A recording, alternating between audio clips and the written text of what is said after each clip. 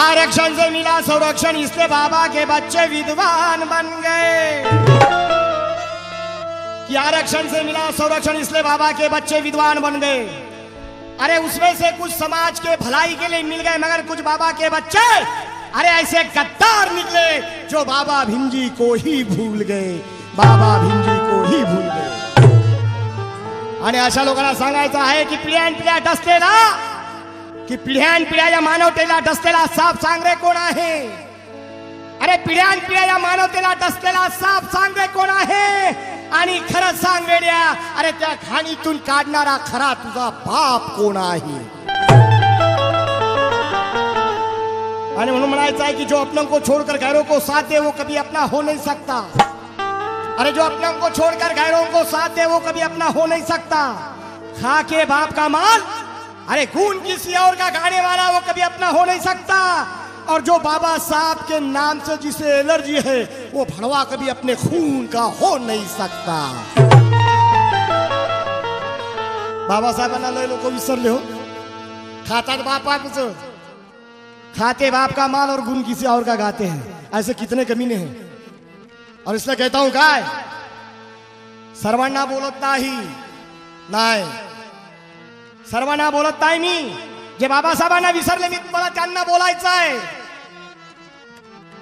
आणि म्हणून म्हणायचं आहे काय, अरे वकील झाला तू डॉक्टर झाला मिळवून सवलत,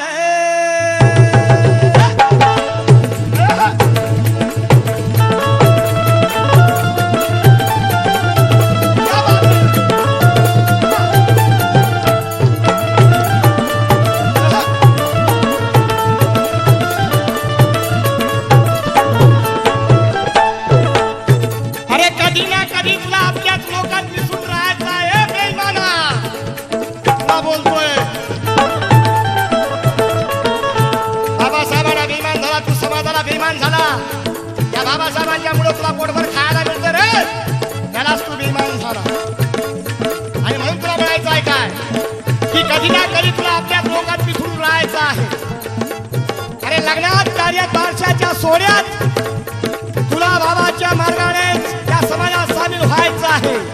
भविष्य तुझे तुला या जगती भीमाच्याच नावाने घडवायचं आहे। आणि कितीही तू समाजापासून दूर राहण्याचा प्रयत्न केला वेड्या, तरी याच समाजाच्या खांद्यावरती तुला जायचं आहे, जायचं आहे।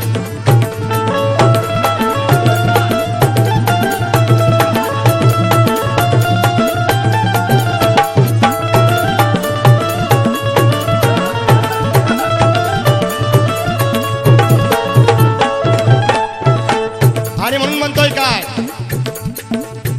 अरे वकील झाला तू डॉक्टर झाला मिळून सवलत, मिळून सवलत, मिळून सवलत, मिळून सवलत। अरे वकील झाला तू डॉक्टर झाला मिळून सवलत, वेळ मिळून सवलत। पण गर्व नको रे सांभाळ पोरा त्या बापाची दौलत।